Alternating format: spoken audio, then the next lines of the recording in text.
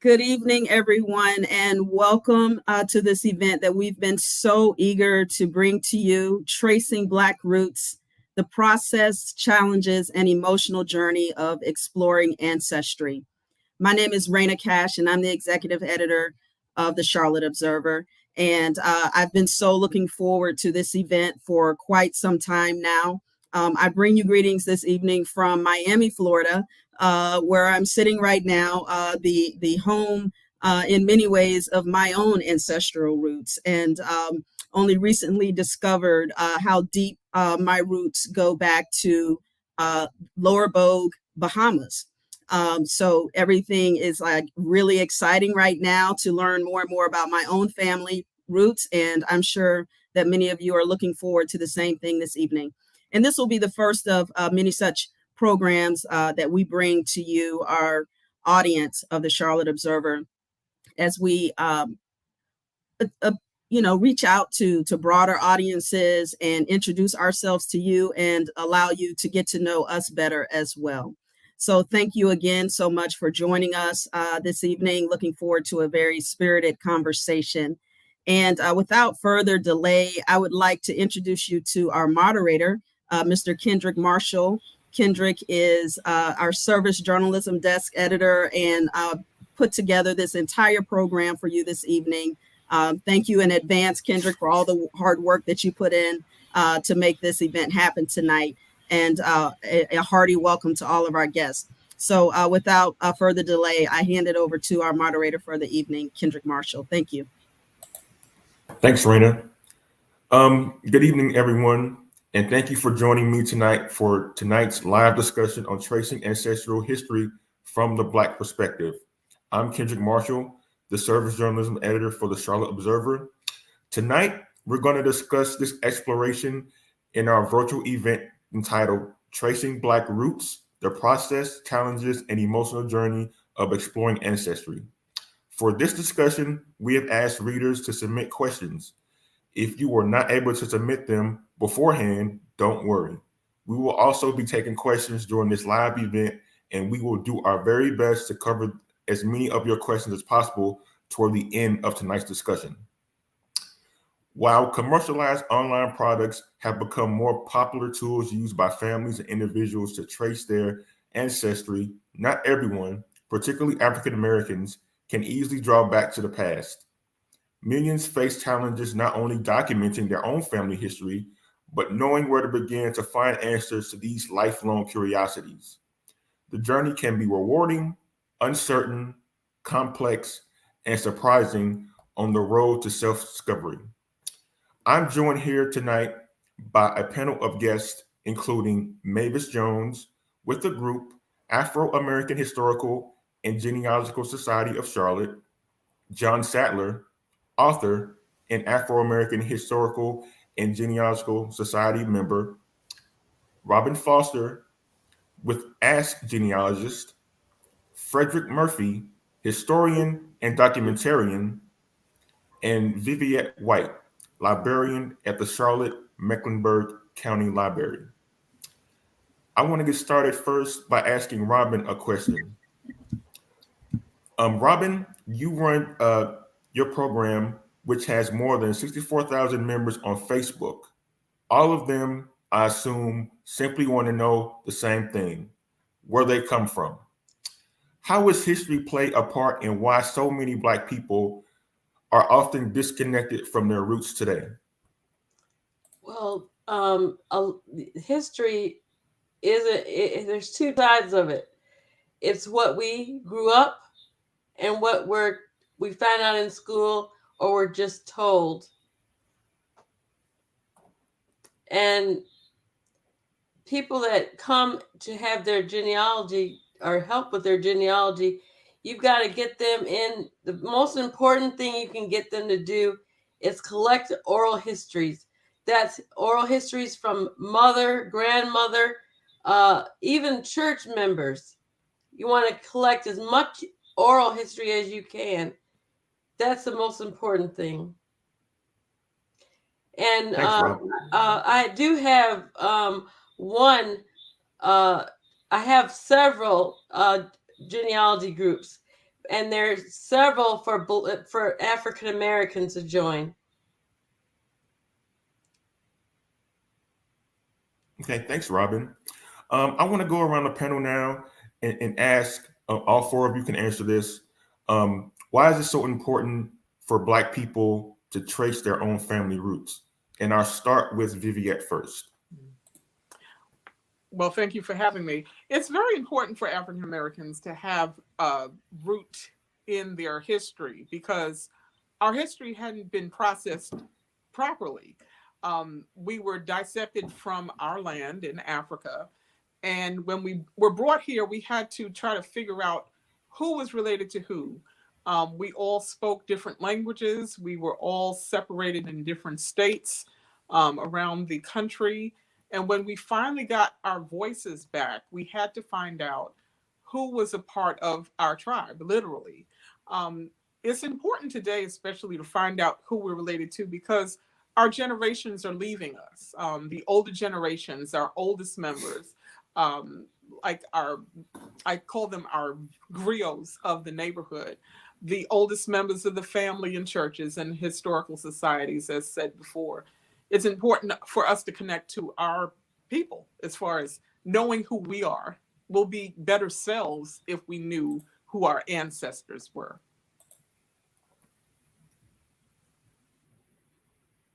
Okay, Mavis? Yes, I think it's important that we trace our ancestry because it helps validate our ancestors' lives, especially those that were enslaved, and helps give meaning to their life. Like they weren't forgotten, that they actually existed. And we also get an opportunity to place our ancestors' lives in the context of historical events that were happening at the time, whether it be slavery, Jim Crow, and wars up to today. And then finally, it's also an opportunity looking at our lives in the context of history that possibly we can prevent history from repeating itself.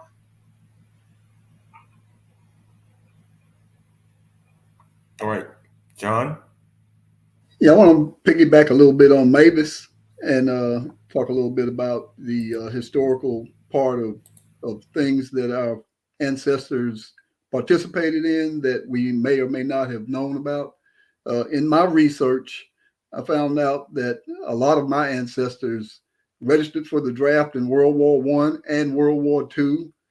They actually served in the military in World War I and World War II. They did a lot of things. They had jobs that we didn't think that Black people had back in the past. They did more than just sharecrop. They worked in cities, they worked in stores, they worked everywhere. And when you find those types of things out, it makes you feel better about your past and about your people, and that your people, our people, didn't just come up from the cotton fields and then all of a sudden now we can get a better job. Okay. Frederick? Yeah, and a lot of the same sentiments. It creates a sense of wholeness, if you will. I know that I've always been interested in history, specifically my own family history. But it wasn't until I really started delving deep into genealogy that things started coming together from a holistic standpoint, right? Mentally, emotionally, and physically. And then when I was able, and spiritually, and when I was able to add this piece to it, it was like, okay, that was the missing piece, right? So I'm 42 now, and I've been going pretty hard with researching since my early 20s.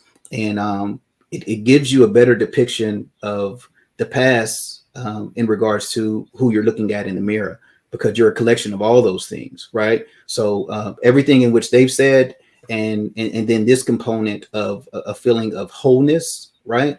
That a lot of people who can't go back past their grandmothers or great grandmothers may not ever experience. And that's why we have to be so diligent about researching and identifying these individuals so we can help amplify and continue to share their stories. Okay. Robin?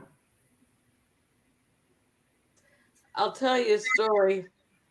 When my daughter, I I homeschooled her until she got to be around high school. She wanted to go, and she went to school, and she was in class, and she came home that day, and she go, you know what? You ruined my life. And I said, what? She said she was able to tell. They asked her, the class, to put down their relatives. She was able to go back 5 or 6 generations. Another thing that happened was she went to school and she would see her grandfather, for example, my husband's father, in the school, and he wasn't alive. Now, people don't believe things like that, but we have to teach our children our history, because they'll find the person that they should be like. That's how I was, and I pass it to my daughter, and I hope she's passing it on. Those were some really poignant, important answers from each of you. I appreciate those. I want to go back to Mavis. Mavis, as someone who's done this work for more than 30 years, you've researched your own family history.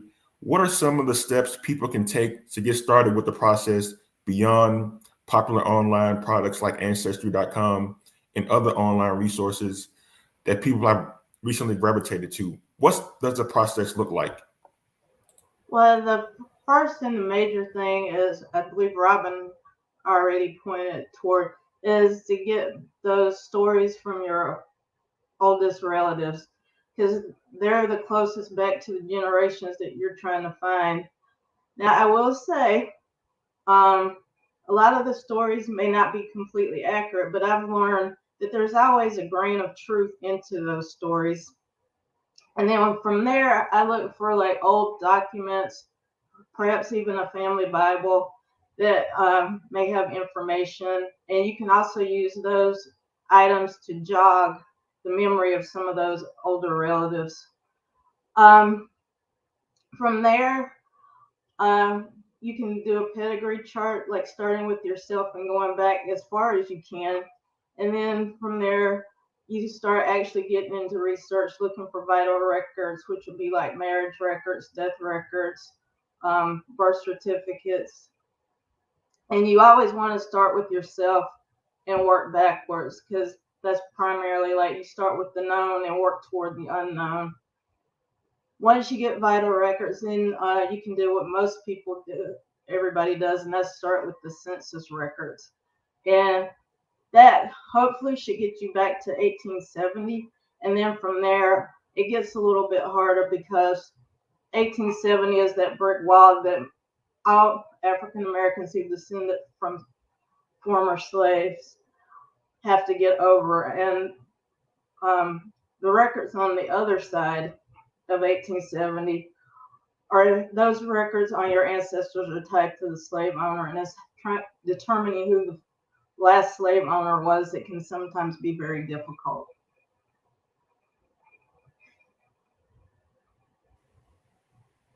This weekend, we're going to run a story where we chronicle John Sadler and his efforts over 40 years to track down his family roots. It was something that was very emotional to him, and it's something that he shared with us. We're thankful that he shared that with us. So John, as someone who's gone through this 40-year voyage of documenting your own family history, what was that journey like for you, and how much did you even know where to start or how to begin? Well, I didn't know anything about how to start or how to begin. I was at my family reunion, and they were discussing at a family meeting, we need to trace our history. And how are we going to do it? We need to assign somebody. The family reunion is made up of 2 names. My particular family is the Adams and the Sadler family reunion. And so the family designated 2 of us. one Adams and one Sadler to trace the family roots of each line all the way back as far as we could go. And being that my last name is Sadler, I traced the Sadler roots. And like I said, I had no idea what to do. And so one of the things I eventually did was I joined the organization formerly known as the AAHGS, African-American Genealogical Interest Group. That was back in the early 1990s. We are now part of AAHGS. And they were same-minded people who were doing the same things. And what I learned was how to go about tracing my roots. And the way that I traced my roots was exactly like Mavis said. I started with myself. I wrote down all the information about me, my spouse, my children. And then I went to all of my brothers and sisters and did the same thing. And once I finished that, then I had the family tree of my mother and father. Then after that, I started looking at my father's brothers and sisters and did the same thing. And once I accumulated all the information on all of my father's brothers and sisters, then I had the family tree of I had the family tree of my grandparents, my grandfather. And then I looked at when he was born. He was born in 1878. So by accumulating the information on my father's brothers and sisters, I had gone all the way back to 1878. And then that's when I started asking questions, because by that time, a lot of the people that I was looking for had passed on. And so I had to ask the people that I had been talking to if they knew those people, and ask them to give me the information on them. And they joyously did as much as they could. They couldn't give me everything.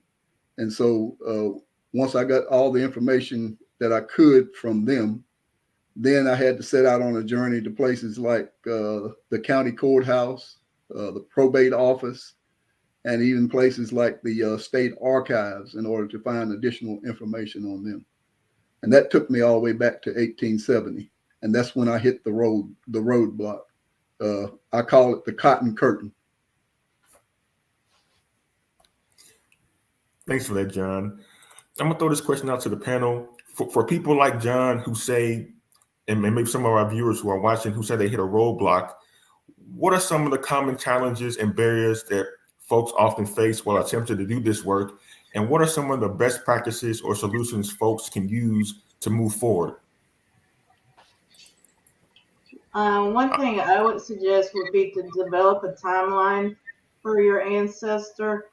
A timeline helps you focus on the information that you have, what you're missing, and it gives you an idea to think on what possible other sources of information that you can search for to fill in those gaps, and to get beyond, like if you're stuck at a certain place, like trying to find that ancestor's parents and so on.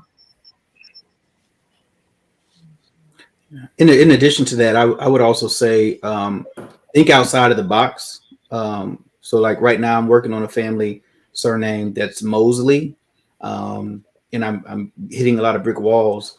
But then recently, I started researching Mosby as well as Mobley, and so now I'm getting a lot of connections that tie me directly to my family lineage just by thinking outside of the box and doing that, right? And I would also say with those roadblocks, ask the library in that specific county if anyone historically has submitted family papers for those individuals, because that's also a good way to be able to find some connections. And you know, that's a simple ask. You can either call up to a library and ask if family papers have been submitted, or you know, to go to the library. And one of the things that I also utilize, and I purchased these books. So this is a book of the history of the Kizzy family, and this is another one of the Martin family history, dating all the way back, as you see here, to the 1700s. And what happens is when we do hit that brick wall, we really have to depend on documentation from the enslavers, right? If your family was enslaved. We also can't forget that there were free people of color communities in, throughout the country.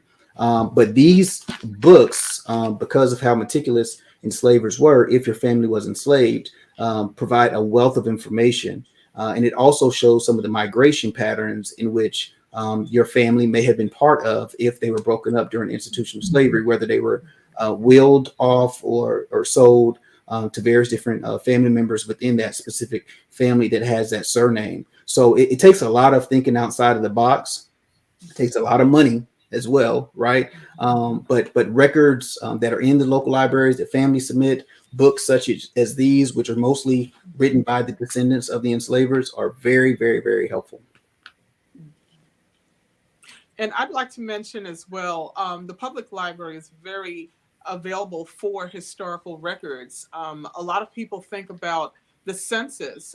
Every month at the Charlotte-Mecklenburg Library, I host the Finding Your Roots program, where people can zoom in and find information from the census records using Ancestry Library Edition.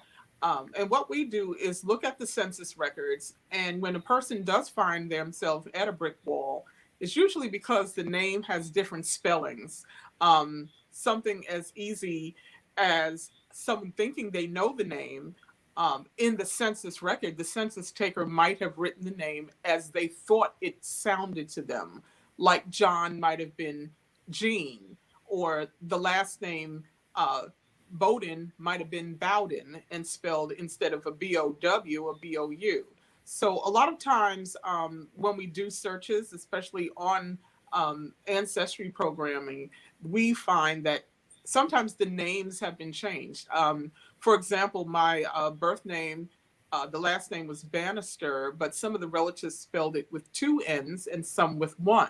So we found that there are several people that find the brick walls of misspellings, and also the pronunciation of a word, of a last name or first name. And other directories that you can look at if you found brick walls, if you might have known where the person had gone to school. At a certain time, Black people only went to HBCUs, historically Black colleges and universities. So usually in those yearbooks, you would find the names of people that you're looking for, or school directories like yearbooks. I know there's a website called classmates.com where you can also find yearbooks online with people's names and sororities and fraternities and other organizations they were involved in. Military records are very familiar if you know that the person served or even filled out a draft card. They don't necessarily have had to serve in a war. And at a time, there were grocery store ledgers. If you knew the area where the person resided, a lot of times the person had a tab in the grocery store and they would have their name under the items they purchased. So there's a lot of different ways to search. I know there are brick walls that come up several times, especially in the African-American community. And like we mentioned before, the 1870 date had an issue for a lot of us in our family lineage. But as we know, journals were produced. The Journal of Freedom was produced in 1865 with information about Black lives. And social media was the newspaper of the time. So tracing your roots, you might have to go through newspaper articles as well. I think finding resources is probably one of the top problems that we run into. But if you know where your ancestor lived, like for example, the county and or parish and the state, you can go to a website which is free at familysearch.org. You go to the research wiki and you look up that place on the wiki, and then you'll get a whole page of resources to check for your ancestor. And even on that page, you want to look for African American. So if you don't remember, you can reach out on Facebook. We can tell you. But find any resources for the area that you're researching. I've done that, and it's very easy. Okay. One other roadblock you may run into is that when slaves were freed in 1865, all their lives they had only gone by one name, Toby, like in Roots, and names like that. And so after slavery, they were allowed to choose their own last name so they could have a first and a last name. Now, luckily, my great-great-grandfather chose the name of the slave owner, and it made it a lot easier for me to find him. But on my mother's side, my great-grandfather on that side, his family had people whose last names were Floyd, Glass, Adams, and these were all brothers and sisters coming out of slavery. But they had been with these people for so long, I guess, that they just kept the name of the slave owner that they were with at the time that slavery was over, or they just chose a last name that they preferred. And so that's another brick wall you may run into. Like I said, I was very lucky that my great-great-grandfather kept the name Sadler. Thanks for those answers. Really appreciate it. And to dovetail off the previous question, I'm going to start with Frederick. As an historian who's delved into all the complexities of American history, particularly as it relates to African Americans, just how much or little do Black people really know about their own histories? And how have you tried to help them make those discoveries? You know,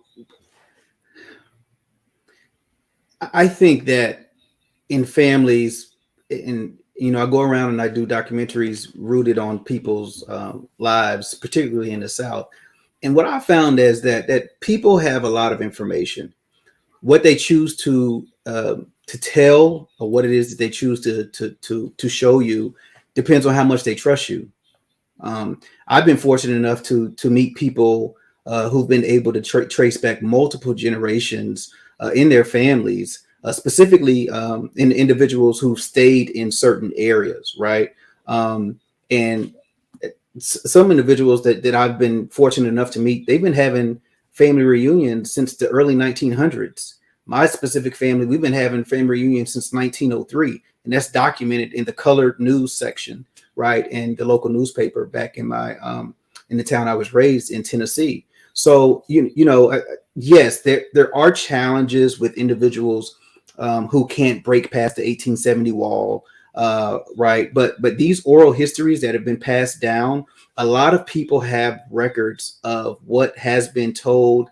There's a lot of Black folks who keep various different memoirs, letters that have been written and passed down from family from generation to generation. I think it's to get to know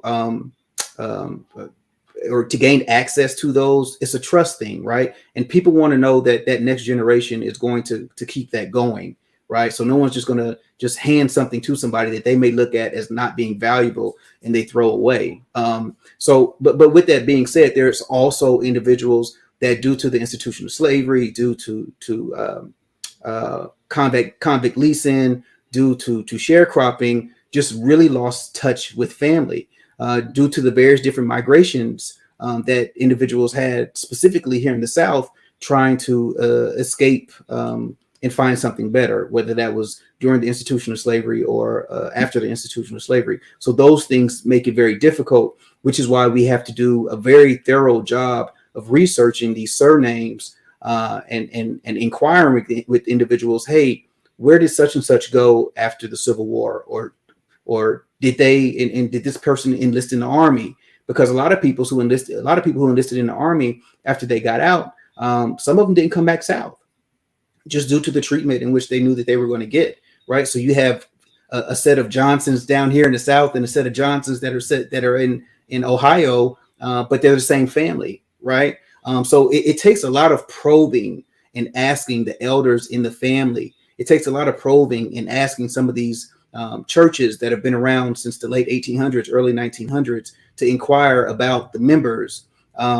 to look in the colored news in sections in some of the newspapers and really take a deep dive into making those connections. And like Brother John said, yes, individuals had the opportunity to change their name, and that makes things so much different. That makes things very difficult, especially when you're looking at a line of brothers and sisters who, may have the same parents, but, chose to go by different names. So it's very tedious, but the work can be done. But I think that a lot of it is, it boils down to building relationships with the individuals in which you're talking to and trying to pry as much out of them and implement those types of, that type of information with the new technology and the newfound interests that people have. And I will say that, like Robin with Ask Genealogy, her Facebook page, there are tons of Facebook pages that are related specifically to surnames around this country. And I would strongly encourage individuals, this is something that I did over the pandemic, that if the county that your ancestors are from do not have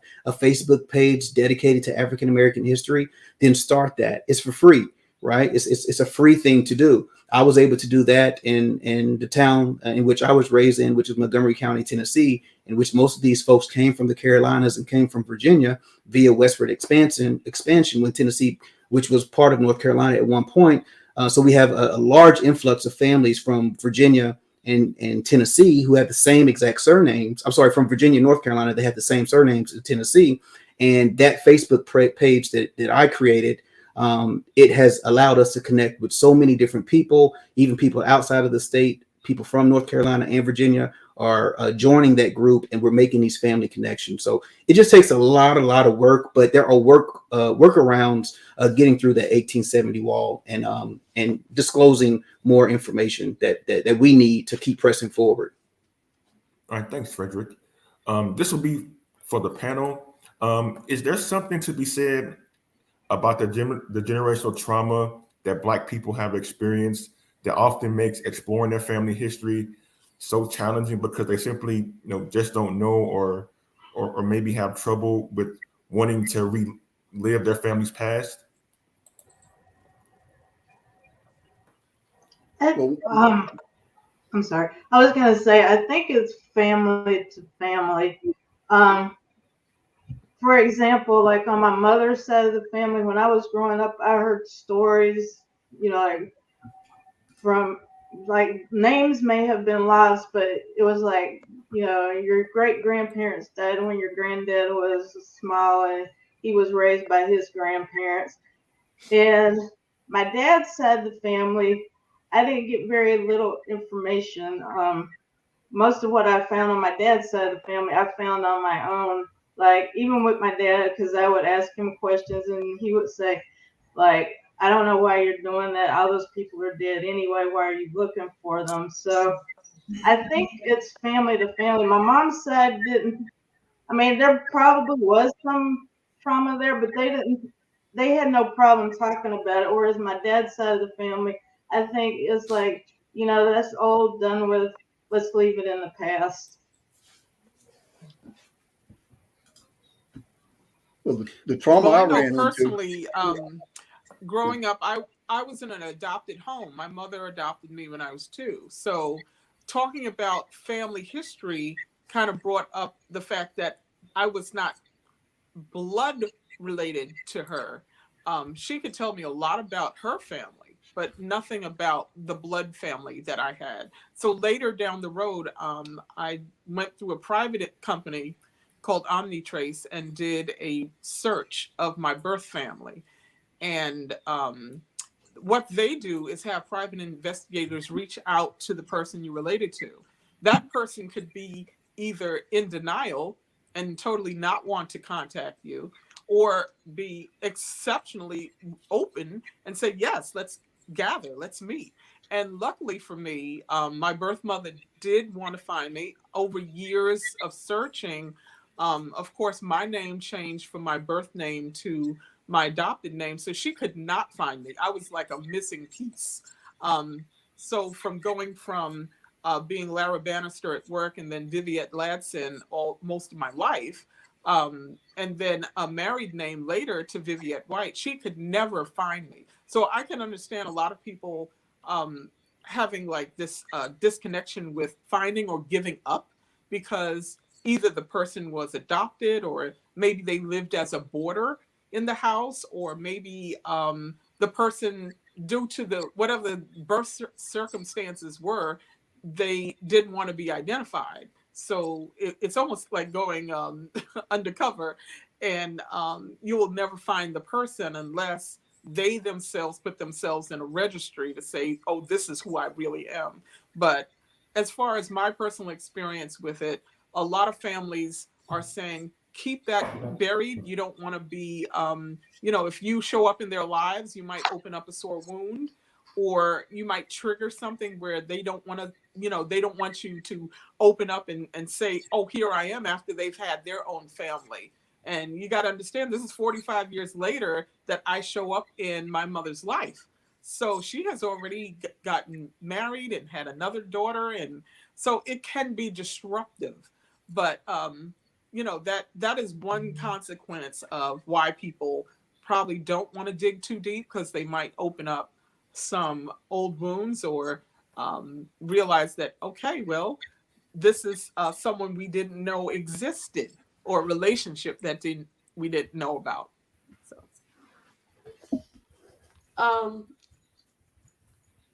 this is all the whole reason why I do genealogy.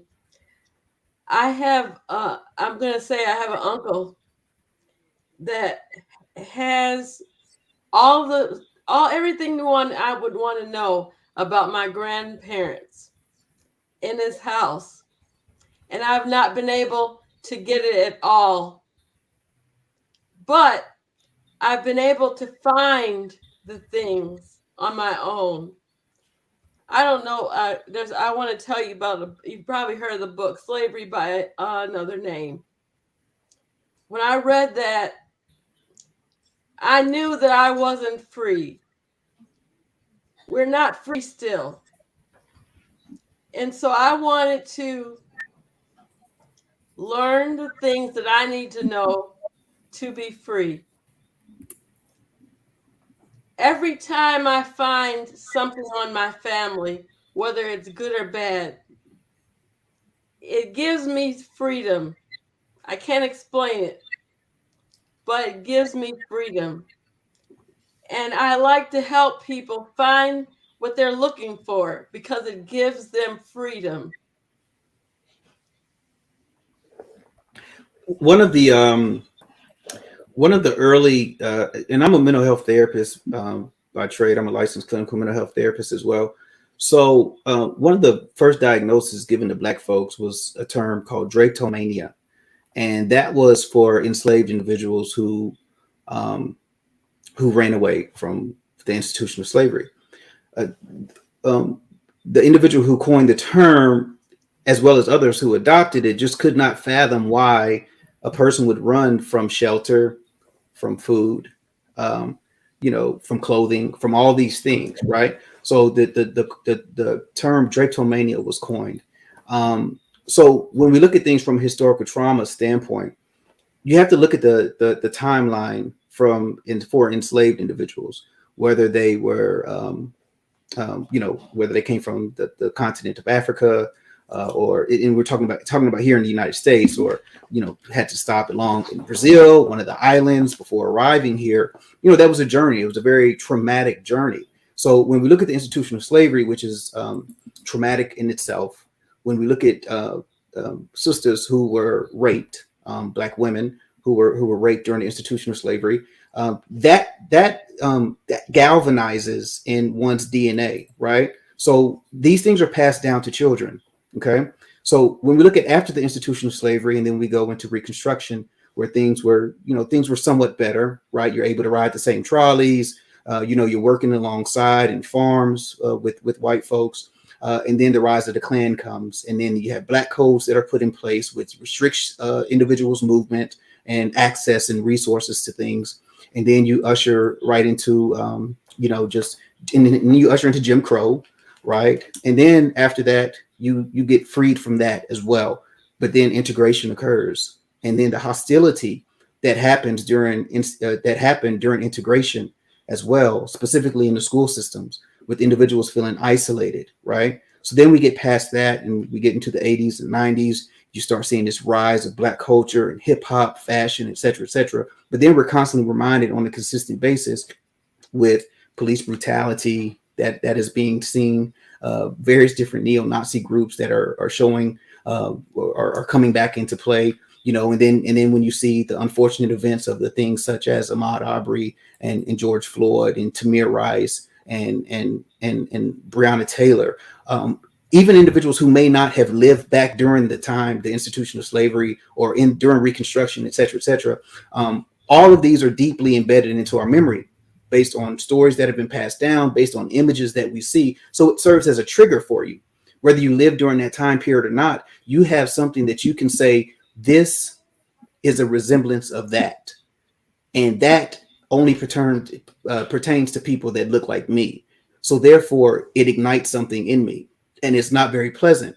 So yes, historical trauma is still very active, very, very active in the communities of people of color. And because of that, we have to make sure that we take care of ourselves from a self-care standpoint. We have to check in with each other. And throughout this research, specifically in genealogy, we also have to make sure that we take breaks in self-care for ourselves, because it can be very traumatic when you're researching things that are very traumatic.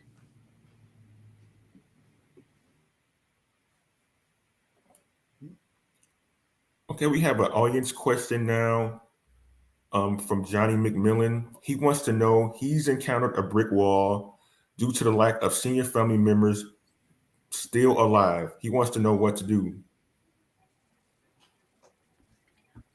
Well, what I did was I sought them out, and I sat down with them, and I started asking them questions. But before I sought them out and before I sat them down, I developed me an outline of the types of questions that I was going to ask them. In other words, I was a quasi journalist. I asked them who, what, when, where, and why, and I asked them questions like, what churches have you belonged to in your lifetime? What schools did you go to? What were your jobs in your lifetime? Things of that nature. If you have questions like that already set up and ready to go, and your questioning attitude is such that you don't intimidate them, they'll sit there and they'll talk to you all day long. And you might not have a senior family member, but the churches they went to, there's some people that might be living still that could tell you. For example, I went to Sequel Baptist Church because my second great grandmother was there. Well, she's dead, but they had an activity, and there was a man there that was in his 80s that had gone to her funeral. I didn't know him, but he told me about the funeral. And a lot of times you can piece together as much information as you know about that person, like what jobs they had, were they working in industry or were they working on a farm, find out like the neighbors nearby or the neighborhood where they lived. Sometimes people are still in the locations even though they're dead.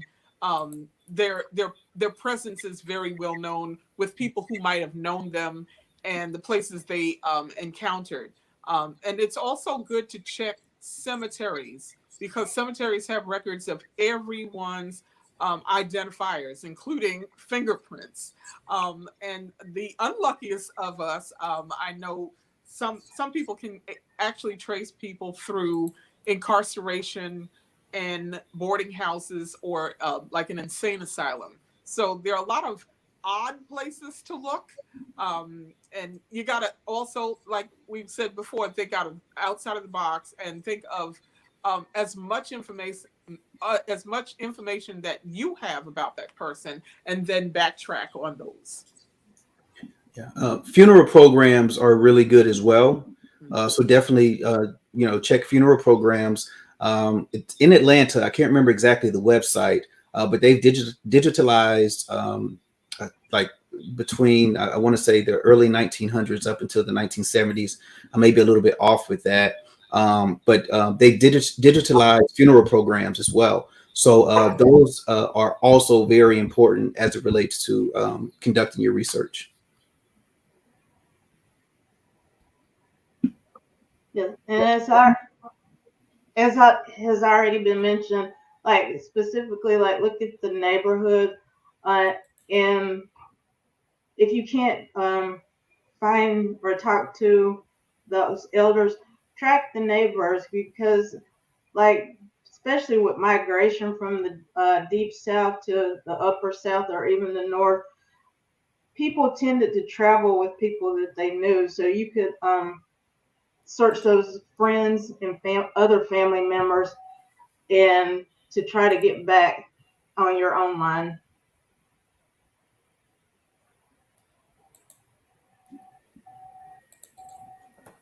Okay, thanks for those answers. We really appreciate it. This question is for Robin. Oftentimes, people struggle with resources that it takes to actually go through the entire process of searching as far back as they can. How can people overcome that particular barrier in doing their research? As far as getting resources, Yes, ma'am. well, I'll go back to my one that I gave you earlier. It's called Research Wiki, and the Research Wiki was put out by Family Search, and you have to go to familysearch.org. Then you click on Search, and then you'll see it's a drop-down menu that comes up, and it says Research Wiki. When you click on that, you can put in above in the blank, you put the county or the parish and the state for where you're researching. Then you'll get a whole page of resources. I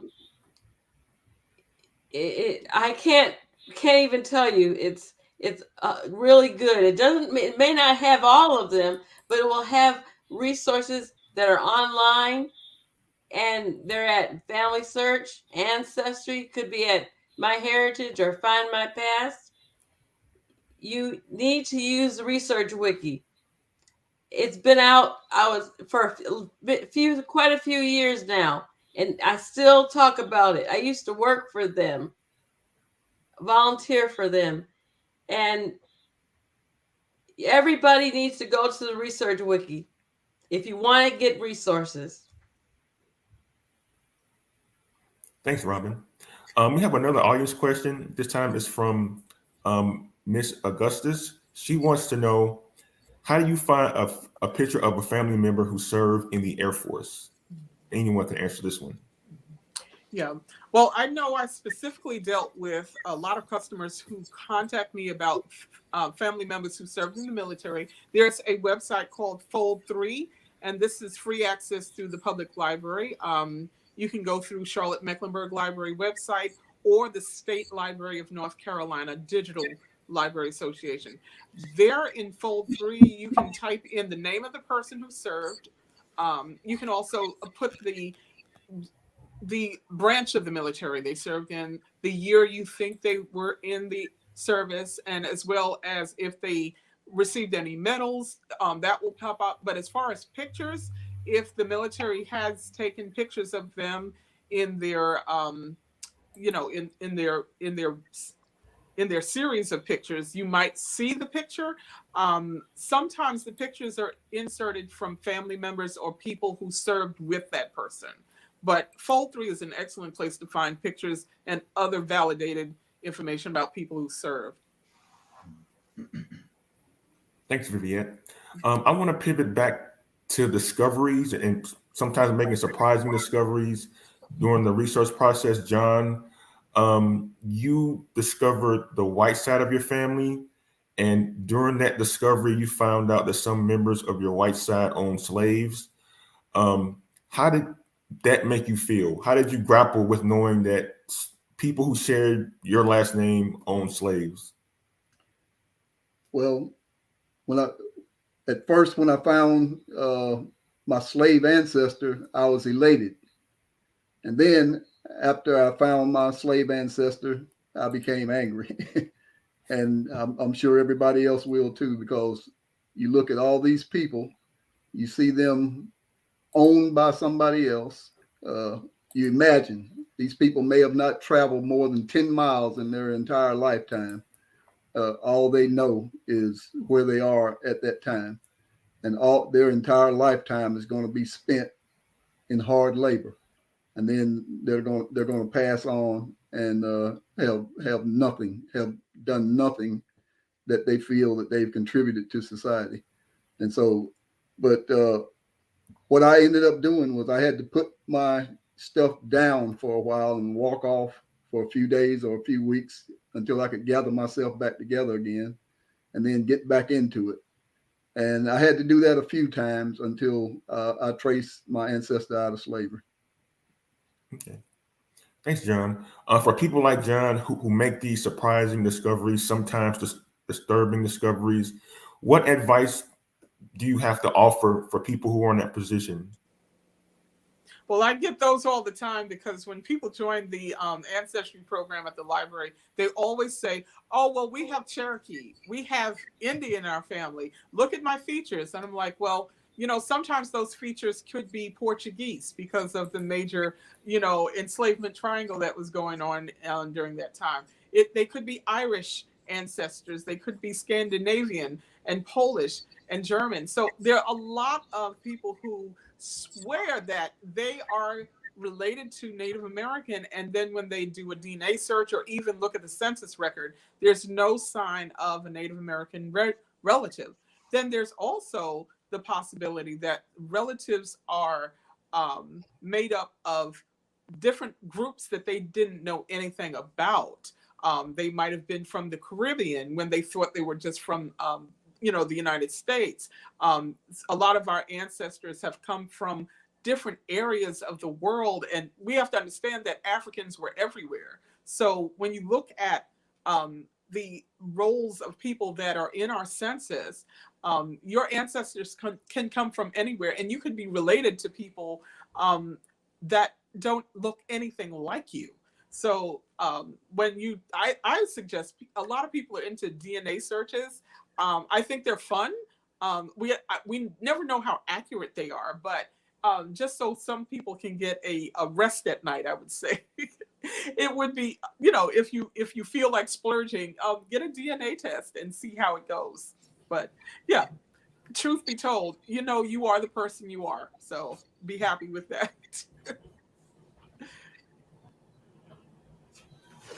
To another audience question here. Someone wants to know, can they recommend a reputable person or service who will research information for them for a fee?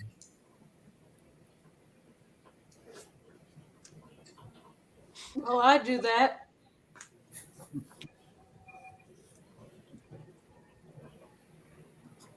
Okay.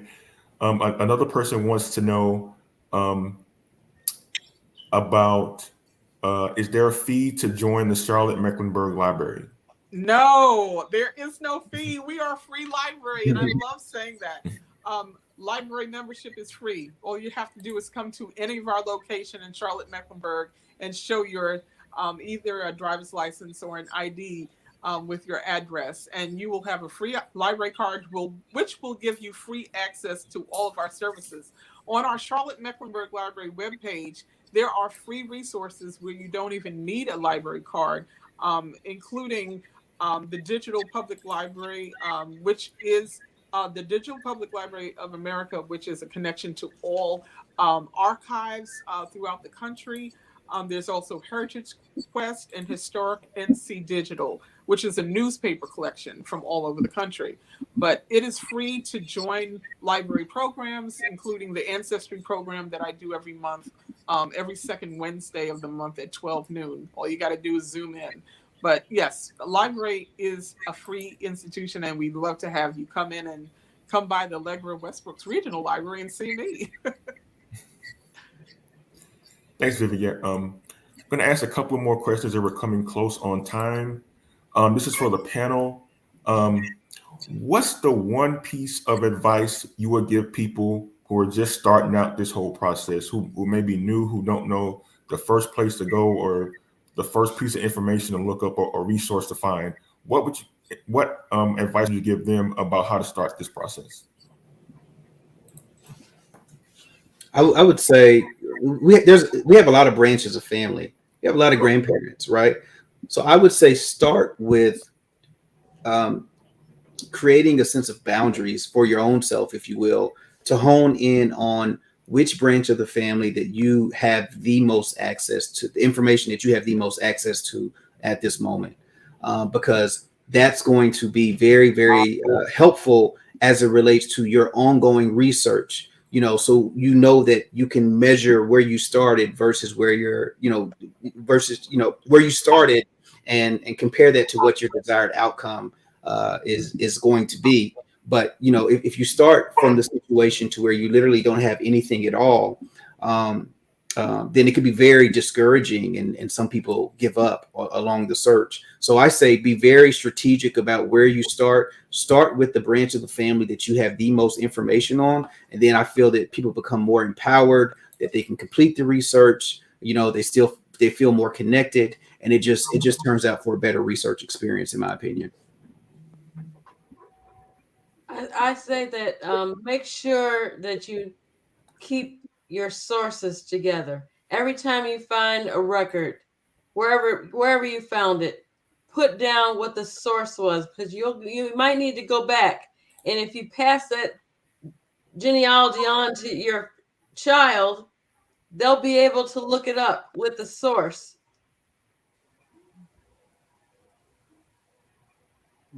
And to piggyback on what Robin was saying, my one thing would be like develop an organizational system and a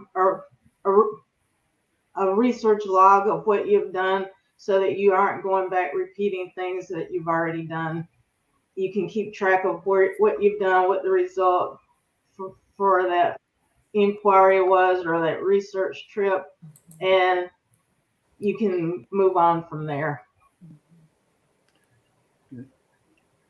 One thing they can also do is to create a pedigree chart, and that'll give them an idea of where they're going to be going. If they start with themselves, they'll be number one. Their parents will be number 2 and 3. Then by the time they reach their grandparents, they're looking at 4 people. By the time they reach their great grandparents, they're looking at 16 people. So the number of people you're looking at goes up by a factor of 2 each generation that you go out. And so that goes back to what Roderick said. Find that branch of the family that you're most familiar with, and trace that family back. And that will give you the experience you need to research all the rest of them. Okay, I want to go back a bit. You've all discovered your own histories, researched them in your own way, and found probably surprising things. Could you briefly describe some of those surprising findings of yours throughout the years? I have one that I really like. This week I found more. My ancestor lived in DeSoto County, and I found out about him by interviewing my Uncle Buddy, who is dead. I interviewed him in the 1990s. Well, last year I found out he was in Anson County, North Carolina before he went to DeSoto with the enslavers. This week, I got to meet. I'm gonna meet her for real on March the 5th. But I'm meeting a descendant of his father, who was on a will. Now, she told me where. It's at North Carolina Archives. I already sent for it. It's 3 letters with John Brown as one of the people. Well, John Brown and Augustus Waddles. And they tell him what to do to protect himself and his money in 1843. I didn't even know they could have money then.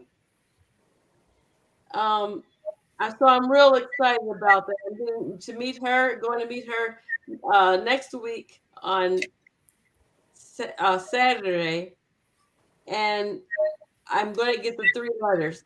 And I can't even imagine when I got that.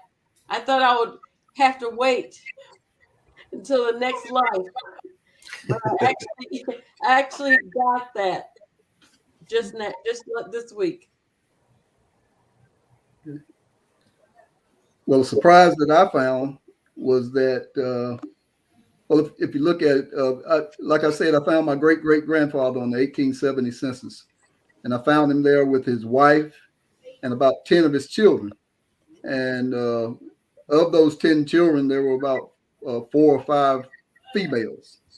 Now, everybody on this panel knows that the most difficult thing it is to trace is the descendants or ancestors of a female family member, because when that female grows up and gets married, her last name changes and you have no idea what her last name was. Well, the surprise I found was I did a search of my great-grandfather's name, and when that search came up, it came up to this young lady who died in 1915, and on her death certificate was my great-grandfather's name and my great-great-grandfather's name and my great-great-grandmother's name. And so I had found one of their daughters that I had, gone by the wayside because I knew that I couldn't trace her after she had grown. And this was in 1915 on a death certificate. And from that, I was able to take that death certificate, go back to the 1910 census and find her family. And in 1910, I found out that she was a widow and she had 4 or 5 children. And so I went back to the 1900 census. And on the 1900 census is where I found her husband, and a lot of those same children. And so that was a great surprise to me, because I thought I was never going to be able to find those female family members. The most surprising thing that I was able to locate, my family was enslaved in Warren County, North Carolina, and it's the Talley family. And my 4th great grandmother, her name is O'Brien Talley, and I was able to locate a newspaper article here in North Carolina, Tennessee, Montana, as well as St. Louis, Missouri, that she was, and the newspaper identified her as the oldest negress in the South at 112 years old, and she cooked hotcakes for George Washington. So there was this long write-up about that. And then also she was, and this is within the newspaper article, it states that she would be called upon to talk to the Negroes and the whites about her experiences cooking for George Washington during that time period. So that has been a pretty, that was a very interesting find that we keep in the family and we keep passing down. So yeah.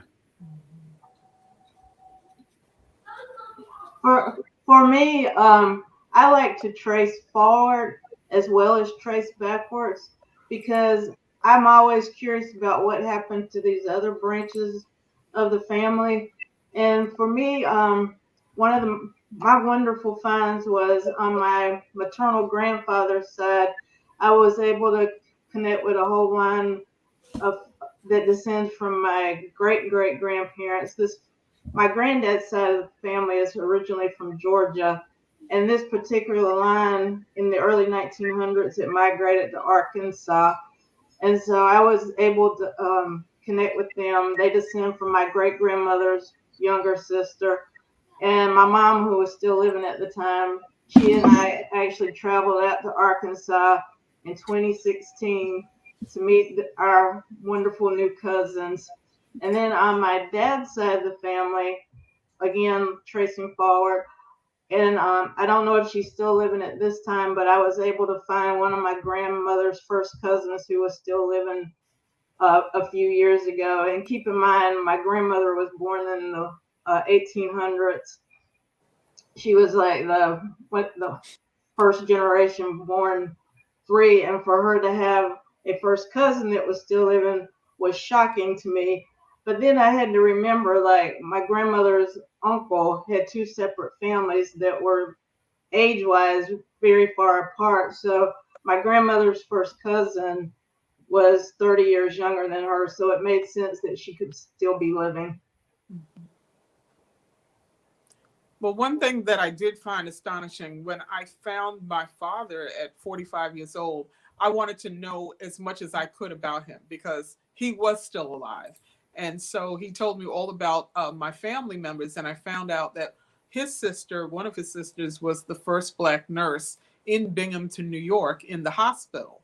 And at the time, they didn't allow Black people to even have surgery in the same rooms with white people. But she became one of the first Black nurses and in the Binghamton Hospital. And also his other sister became one of the first music teachers at a church up there in Binghamton as well. There's a lot of history that we find from people that are alive. And it's sad when they have passed because you want to ask them more questions. And that's where your, like, I guess your experience in researching comes. And that's why I'm glad we have this panel tonight, because the researchers that are here can help everyone that's listening. You know, you can tap in to what we've said and then get motivated to do your own research. And that's one thing I hope to bring from this conversation tonight, is that you are hyped up now and ready to search, because the resources are out there, and don't get defeated by these brick walls. There's so much that can be opened up for you. So I'm really encouraging you tonight, as well as the rest of the panelists here. Can I add one other surprise I found?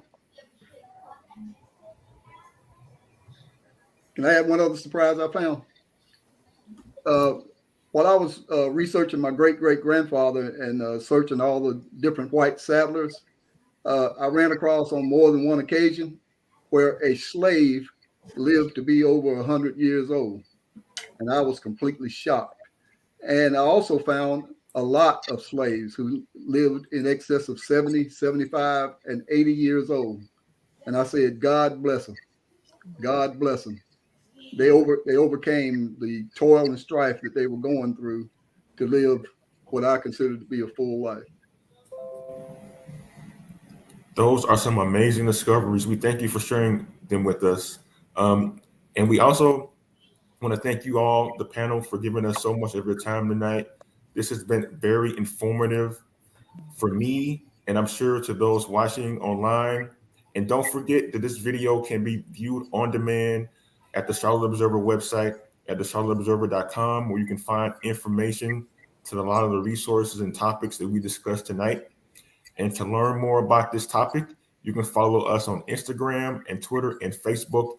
And be sure to read the Charlotte Observer in print and online. Thank you again for joining us. We appreciate it.